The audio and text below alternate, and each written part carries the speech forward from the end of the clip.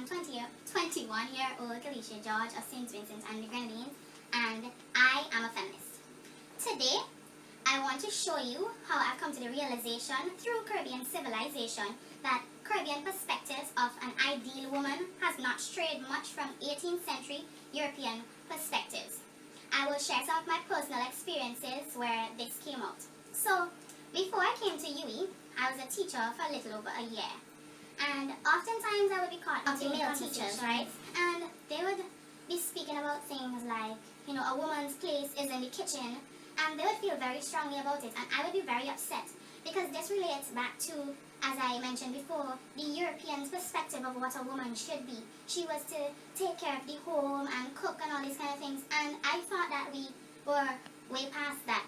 So I was always very upset and uncomfortable when they would speak, and we would always get into heated arguments because I would obviously oppose what they were saying. Sometimes they would speak about arguments that they would have with their girlfriends, and the other males would prone his girlfriend, and they would say things like, oh, don't let she talk to you like that, sure she you the man in the relationship, sure she who wearing the pants, and all these kind of things, which really irks me because it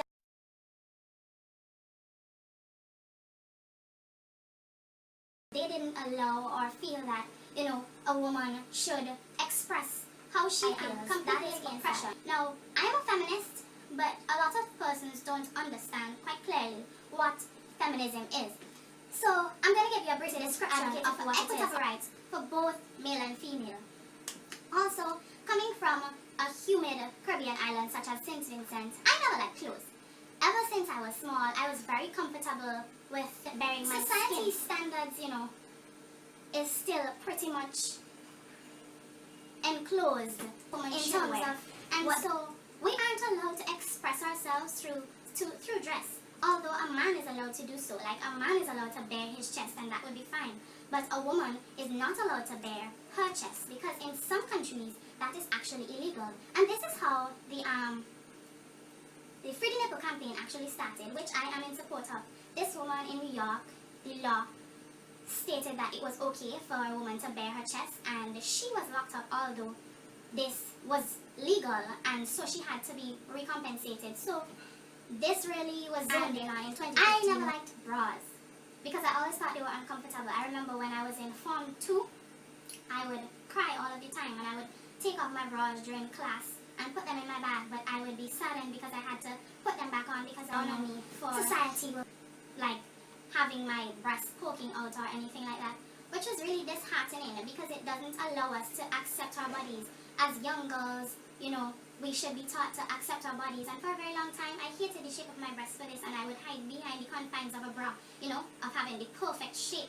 But being a Girl Guide, which is an association that advocates for the empowerment of women and allows us to develop very good self-esteem, I learned to love myself and love my body and, stand up for what I believe in. And so I was able to step out of the confines. Males are allowed to be overly sexual and females aren't.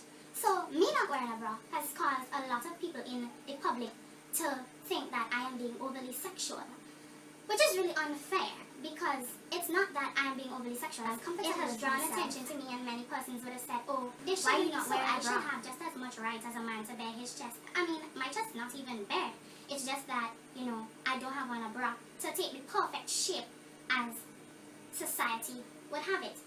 When I came here as well, I remember a particular taxi driver telling me that I shouldn't wear shorts that often. This particular taxi driver told me that in the way that I dress, I would attract a certain type of attention, and men would only lust after my body, and so I would not find a good husband. But this should not be get to know me because of my personality. And all of these kind of things have showed me that, yes, we may have more rights than we did back then because we are allowed to vote, we are allowed to work, we are allowed to gain an education, but still in some ways, pretty much we are in the confines of the Victorian perspective of what a woman should be.